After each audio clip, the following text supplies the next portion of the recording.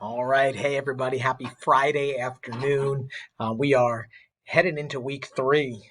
Today is week three of this series and really the starting point, actually. So, week three of when we started this thing and really into week two of our first theme, which is trust, and really delving into some school leadership or leadership in general type mindset as it pertains to trust.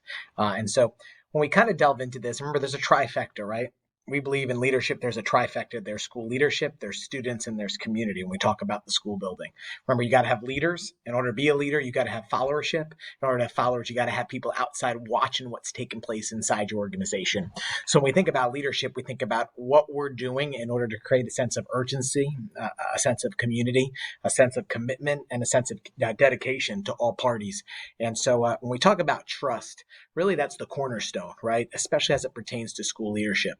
When we focus our attention on building trust, not only with students, but with the community and then also with staff members, it really starts at the top. It starts with school leadership. And the first and foremost way to show trust is to be transparent. We talk about this all the time here at my school building, and that is family first mantra and the idea that it's relationships over everything. You know that old the old adage, right? Students don't know how much you know until they know how much you care. The same can be said for any sort of leadership position inside any organization.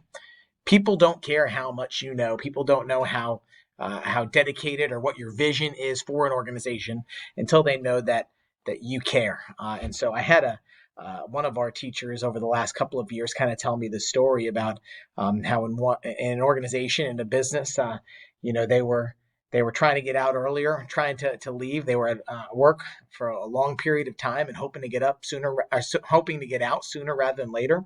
And the boss, the head honcho, came into the meeting room where everybody was sweeping the floors and trying to do whatever they could to clean the facility so they can get on home. They're already late, and the boss, said to the whole group, "What can I do to help, or what would make this worthwhile?" And one of the workers, one of the followers, in our followership, we talk about that and how important it is. Said, "I'd love to see you get a broom and start sweeping." And that's what this boss did was get a broom and start sweeping. And that shows that all in commitment.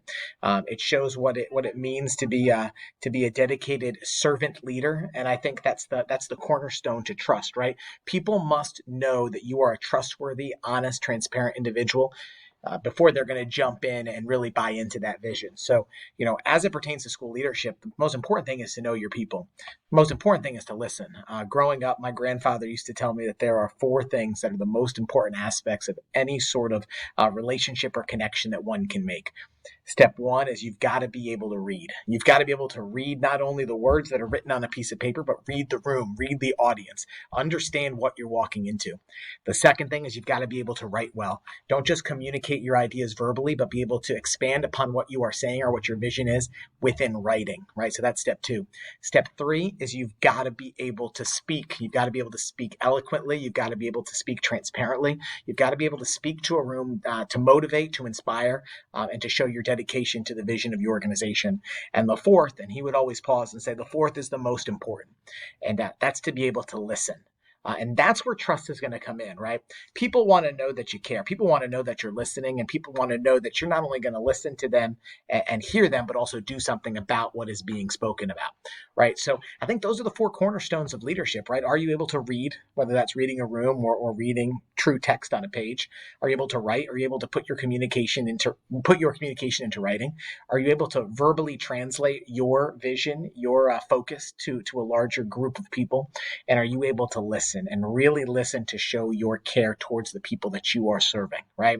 And so when we think about education in general and we look at where we are as a society, we've talked about this, and I feel like we've now been talking about this for 1 to 2 decades.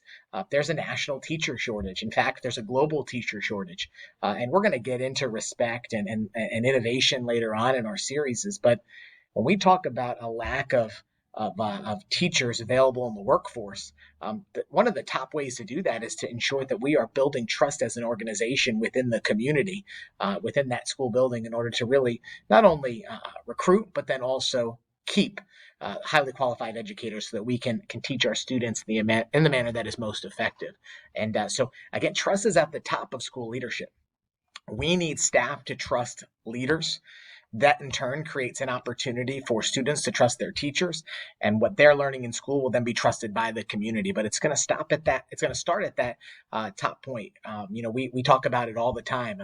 We're not we're not just working at this top area, and it's this vertical alignment where leaders are at the top, and then you have this level, and then you have students, and then you have community. That's not how it works. We're all on one playing field. We have an opportunity to work and grow together, and that's got to be the mantra. It's not a me or an I. It's a we, and it's an us. And it's paramount for school leaders to see that, and to value their people, show the value of their people, and to show their dedication to their people. Really, it comes down to picking up the broom. Are you willing to do what is asked of everybody else? And so I'll leave you with this as we close out on school leadership and really focus our attention on students and community over the next 2 weeks. Remember, you cannot ask others to do that which you yourself are not willing to do.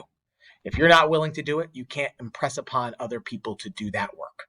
And so as leaders, as servant leaders, it is up to us to ensure that we are promoting and we are dedicated to that vision of it's all about doing it together. That's collaborative, that's in partnership, and it starts with trust at the school leadership level. Thank y'all. Have a great day. We'll see you next week as we talk about trust and as it relates to students. Bye-bye now. Have a great weekend.